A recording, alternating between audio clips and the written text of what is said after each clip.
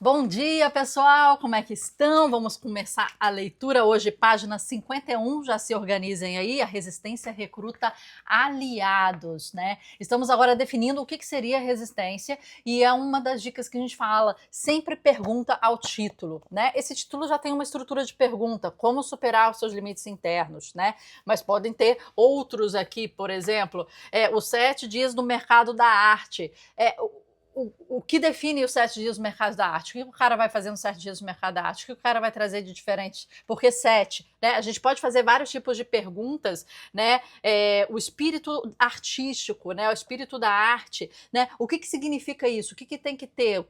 Né? Como é que a gente consegue elevar? Então, a gente sempre chega ao título e faz perguntas, né? Por quê? Como define, né? O que o autor interpreta disso ou daquilo, né? Vamos supor, mudança. O que define uma mudança, né? Esse livro aqui, eita, aqui. Esse aqui, mudança. O que define uma mudança, né? E vários outros aqui, né? Os fundamentos da arte. Quais são os fundamentos da arte? A gente começa o livro questionando o próprio título, né? E é assim que devem começar as nossas anotações. Esse é o ponto. Né?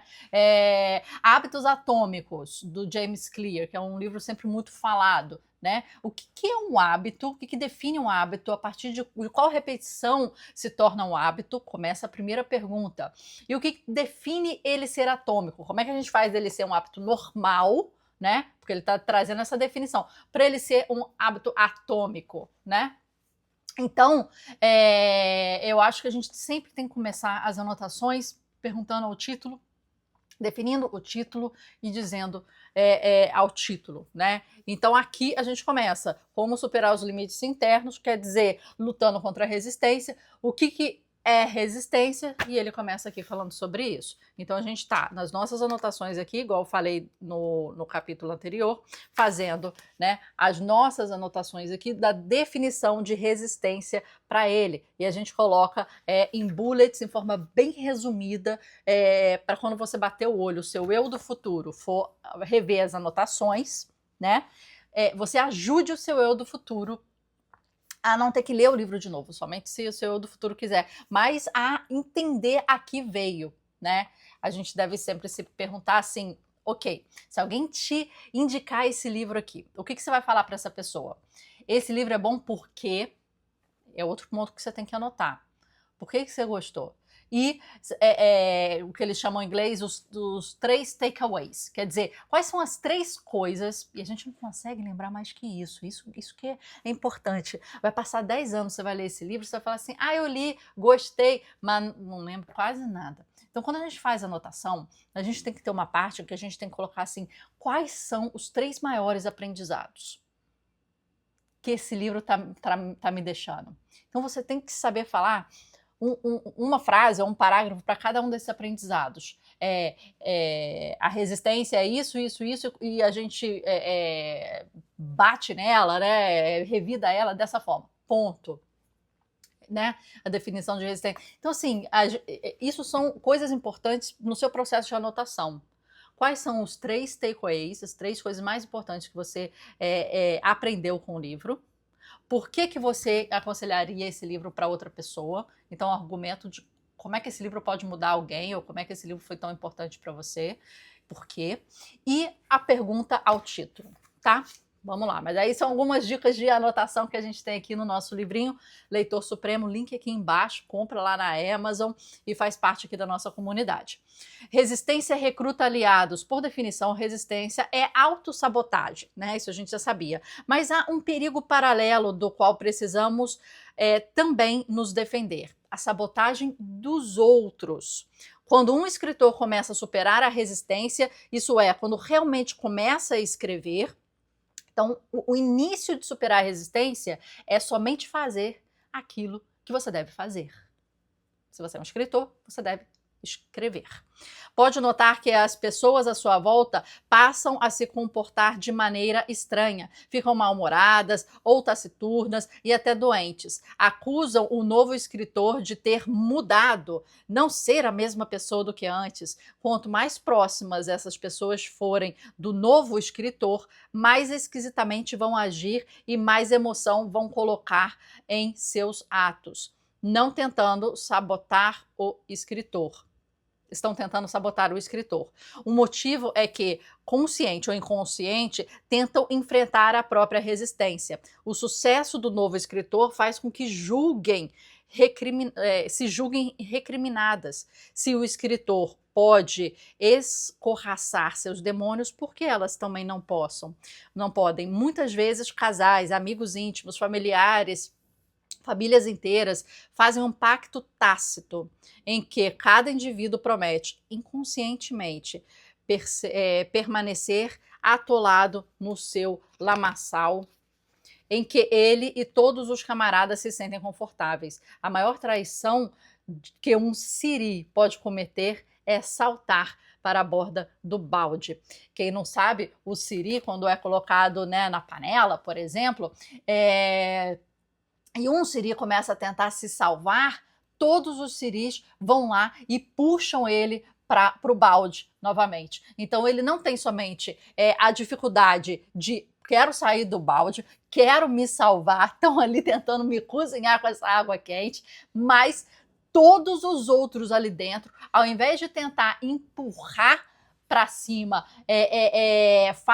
ajudar com que ele saia, criar escadinha para ele sair, depois cada um ir se ajudando, né, com as patinhas ali, saindo para o fogão, né, vida dentro, mas eles trabalham para trazer ele de volta para aquele local. Então, é essa analogia que o autor aqui está fazendo, né, os siris na panela. Quer dizer, você vai começar a despontar. É aquela coisa que fala assim, né? Prego que se desponta, leva uma martelada na cabeça. Gente, saí, tá legal aqui, tô conseguindo, né?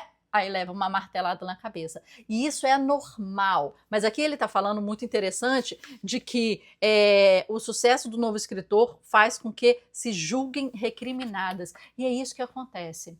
Por quê? Presta atenção. Eu tenho uma vida aqui e eu falo, nossa, eu tô atolada com isso, eu não tenho tempo de nada. E eu produzo X quadros por mês e eu não tenho tempo de fazer mais nada. E a minha técnica é muito demorada. E aí também eu lancei livro, eu também não sei o quê. Ai, mas tá muito difícil. Chega outra pessoa. Você pode gostar ou não dele, mas eu vou dar um exemplo aqui, porque é uma pessoa que por mais que eu tenha críticas, né? A gente não pode deixar de ver o que a pessoa faz, ou o que a pessoa entregou, ou o que a pessoa, né, falou. Pablo Marçal, por exemplo, é um cara que veio de um local muito sem dinheiro, ascendeu na vida, pode ter sido pela família da mulher, pelo não sei o quê, mas com certeza o gap que ele teve, de onde ele está agora, com 30 e pouquinhos anos, 4 filhos, não sei quantas empresas, o que ele fez realmente é algo que cara, você tem que bater palma para isso, né? E você tem que pensar, cara, se ele está subindo essa régua, por que eu não posso? Fica até feio, né, para as outras pessoas. O cara tem 48 livros. É muito mais jovem do que eu. Vamos nos comparar. Eu não tenho filhos ainda. Ele é muito mais jovem do que eu. Ele é multimilionário. Eu tenho a minha empresa no MEI ainda. Ele tem 48 livros. Eu tenho 4 livros. Ele tem, sei lá, 17 empresas, 2 helicópteros, não sei quantos carros. Eu não tenho nenhum carro. Não tem nem garagem para estacionar o prédio que eu moro aqui, né? Não tem nem na escritura do apartamento, não tem nem garagem, o prédio tem, mas eu teria que colocar meu carro em outro lugar, então não tenho nem carro. Não tenho imóvel, nunca comprei um imóvel. Então você começa a se comparar e aí o cara tem tudo isso e você fala, não tenho tempo para nada, não faço nada. Cara, me desculpa. Possível é. Alguém já fez. E se você olhar por aí, não foi só ele, né, que lançou 48 livros, tudo bem. Que ele fala, os meus livros foram escritos por mim, né, alguns com a ajuda de inteligência artificial na pesquisa, mas foram escritos por mim. O deles é o seguinte, ele faz a palestra, leva uma pessoa lá, a pessoa ouve a palestra dele, anota tudo, pega o que ele falou, a argumentação do que ele falou, os exemplos que ele falou e transforma num livro. Então ele fala, ele só escreveu o primeiro livro, de resto foi alguém escrevendo com base nos pensamentos, palestras deles, e isso ele tem a rodo. Mas tudo bem, você pode criticar isso, né? Ah, vou dar palestra então e vou colocar uma pessoa para transcrever, escrever e transformar aquele livro. Então faz. Então faz. Por que você não fez ainda? Você acha tão fácil? Faz 48 livros assim. Publica, o dele é físico, né? O meu ainda é e-book. Então faz. Se é tão fácil assim, se está criticando tanto assim, então coloca aí para você fazer 48 livros assim, ser milionário, ter 4 filhos, ter ainda, sei lá, quantos anos ele tem, 33, 32 anos, 35, não sei. Então faz acontecer, né? Se você vê que a régua está elevada, as pessoas costumam fazer isso. Ah, mas ele age de certa forma, mas ele não escreveu os próprios livros, mas ele não sei o quê, mas ele tem resultado. Esse é o ponto. E isso é indiscutível. Ele tem resultado. Ele tem resultado financeiro, ele tem resultado na família, construção de uma família unida, forte, com base, né, nas coisas religiosas. Ele tem não sei quantas empresas, ele já está se internacionalizando, e eu posso ter 350 mil críticas contra ele, e tenho, mas os resultados deles não deixam, né, de ser falados. E eu posso, aqui ele está falando, eu posso, olha, o sucesso do novo escritor faz com que se julguem recriminados. Se o escritor pode escorraçar seus demônios, porque elas não podem. Então tem certas pessoas que elas, só de agir e só de fazer os projetos dela, na vidinha dela, do jeitinho dela, elas chegam para você e falam... você não está fazendo o suficiente.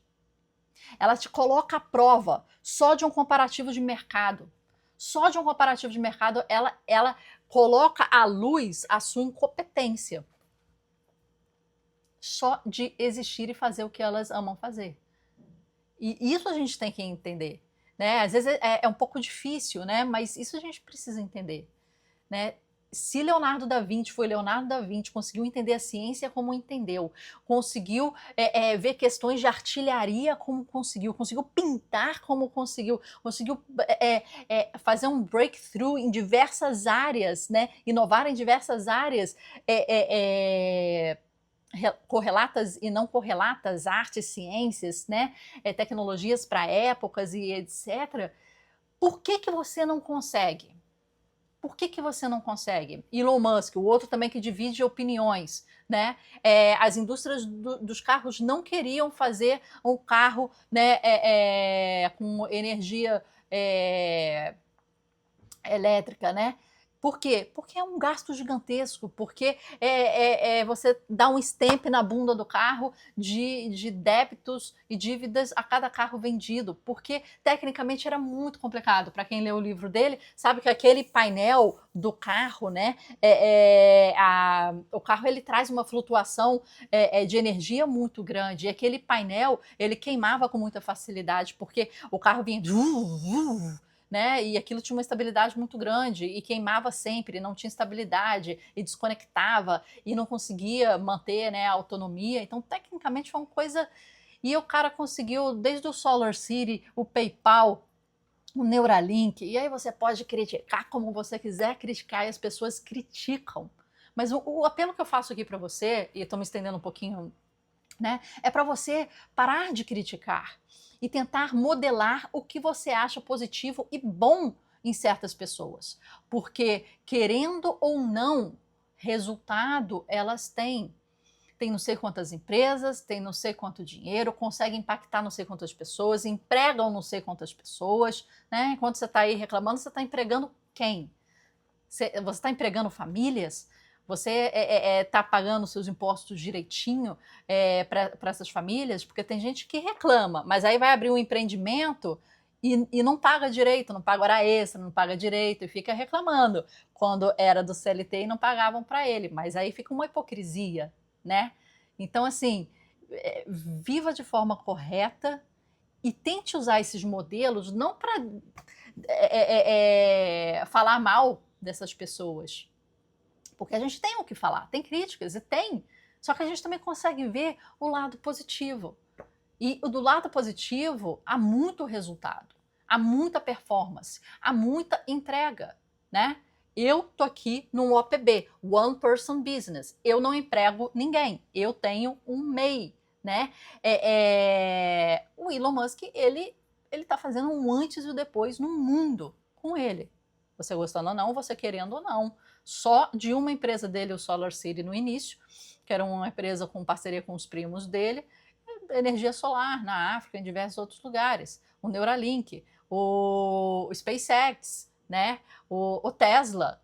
Ele fez uma disrupção em diversos mercados que vão impactar diversos mercados e como a gente vive, né? Assim como o Steve Jobs fez, assim como o Bill Gates fez, assim como Mark Zuckerberg fez, assim como várias outras pessoas fizeram, né?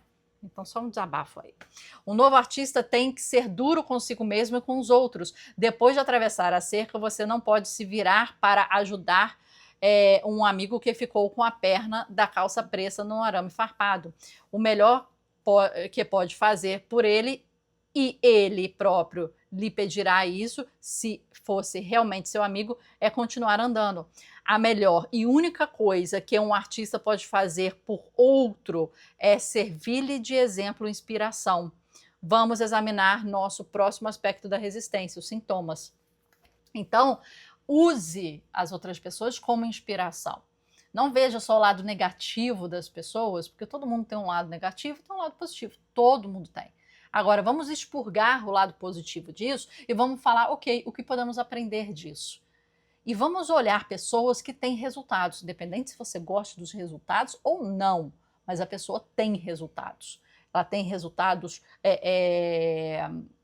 factíveis, comprovados, né, testados, né?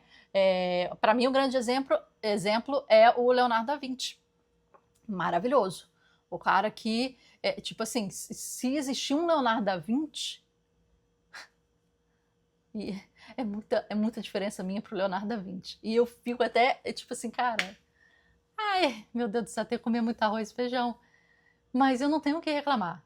Ele conseguiu ser ele naquela época. E imagina se ele fosse vivo nessa época de hoje, com inteligência artificial, com tecnologia, com software, com básico de né, saneamento, limpeza, higiene, né, essas coisas, né, luz, aquecimento, né? Olha quanta coisa que a gente tem hoje que a gente nem se dá conta, que as pessoas antigamente não tinham, né? E se ele conseguiu naquela época inferir e trazer tanto conhecimento assim, poxa, eu tenho muito o que aprender, eu tenho muito o que comer arroz e feijão, eu tenho muito o que entregar, eu tenho muito o que fazer isso tudo. Que loucura, mas eu tenho muito. Então, exemplo, né, que ele falou aqui, e inspiração. Isso você só vai conseguir se você sair da sua caixinha. Se você deixar que sua gaveta seja um cemitério de projetos e sonhos que nunca vão acontecer. Você só vai conseguir se você estiver lendo um livro, né? Alguma pessoa estiver lendo um livro que você escreveu. Aqui, Steven Pressfield, aqui, o meu livro. Assim você consegue se perpetuar. Assim você consegue chegar mais longe. Eu fazendo esse vídeo aqui, quantas pessoas vão assistir? Não sei, que seja 20, que seja, né? Mas eu consigo alavancar, escalar e propagar a minha voz muito mais do que eu faço aqui, sozinha, em casa, no ateliê, com as luzes e ninguém, né? além de você que está aqui. Então, obrigada. A resistência e a procrastinação. Procrastinação é a forma mais comum da resistência, porque é a mais fácil de racionalizar. Não pensamos, jamais vou compor minha sinfonia. Mas a gente pensa, vou compor minha sinfonia, mas começarei amanhã. Aí eu anotei aqui, olha as anotações, mas não sou capaz, mas aí vai fazer a comparação com outra pessoa, mas é amanhã, que é sempre, eu escrevi aqui, a dieta da segunda-feira. É sempre a segunda-feira. Segunda-feira é uma coisa que a gente formulou, né? Não existia segunda-feira, não existia divisão de tempo. A gente entendeu segunda-feira e definiu segunda-feira. Agora, porque o trabalho começa segunda-feira teoricamente, né, para quem trabalha CLT, né, ou para quem, né, tem esse esquema de segunda a sexta, porque normalmente a gente que é meio empresária, todo dia, toda hora, todo minuto a gente está aqui trabalhando. Mas a postergação e a procrastinação é uma coisa muito fácil de se fazer, porque você cai rapidinho, né? Tá chovendo, não vou. Meu filho precisa de mim, tá doente. A geladeira quebrou, o técnico vai vir. E são coisas que são desculpas maravilhosas para você procrastinar, né? O negócio é você achar desculpas e refutar desculpas para não procrastinar. Procrastinação parte 2. O aspecto mais pernicioso da procrastinação é que ela pode se tornar um hábito. Exato. Não adiamos nossa vida apenas hoje, nós adiamos até a hora da morte. Nunca se esqueça, agora mesmo podemos mudar nossa vida. Nunca há um momento, nunca haverá em que não tenhamos o poder de mudar nosso destino. Nesse mesmo instante, podemos virar a mesa da resistência. Nesse mesmo instante, podemos nos sentar e começar a fazer o nosso trabalho. E por que não? Porque você não senta e faz o seu trabalho. Porque ele fala que a coisa mais difícil de escrever é sentar.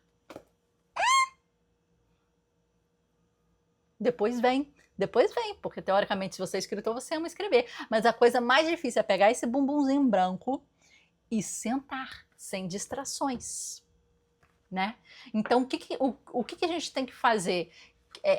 Fazer com que o seu ambiente de trabalho e a sua casa ativem em você gatilhos, e aí a gente falou numa parte que ele comentou aqui antes, né? Colocar objetos emocionais, né? O que eu falei aqui, essa coruja, que é o curu mascote, minha tia que fez de cabaça, o Goguinho, que é o mascote do Marhub, que é a nossa comunidade criativa, o relógio que a minha prima Priscila me deu, que é a Dali, né? O relógio derretido do Dali. Então você coloca no seu ambiente gatilhos emocionais que vão te fazer perdurar ali. Gente, já estamos 22 minutos e pouco, não quero me estender aqui hoje. Eu sei que ontem tivemos um vídeo de 10 minutos, então a gente vai compensando um pouquinho aqui, um pouquinho ali para você. Mas eu quero chegar num ponto que a gente vai falar aqui sobre como você modelar o seu ambiente de trabalho, o seu ambiente de leitura, o seu ambiente, né, para que ele facilite o seu hábito. Né? E aí a gente pode tocar em assuntos como o dos hábitos atômicos, né, e diversos livros que a gente tem em resumo aqui já no canal, de estratégias, de como é que você vai modelar o seu ambiente para que o ambiente te ajude a permanecer no seu hábito e na sua luta contra a resistência, e não seja um empecilho para você não fazer nesse sentido, entendeu? Então, isso a gente vai chegar a falar mais um pouco aqui, porque ele vai tocar mais um pouco, mas é importante a gente falar nisso. E a gente continua, página 55, resistência e sexo. Vai fazendo as anotações, vai escrevendo, você vê que meu livro é todo marcado e assinalado aqui, e faz parte para você poder lembrar.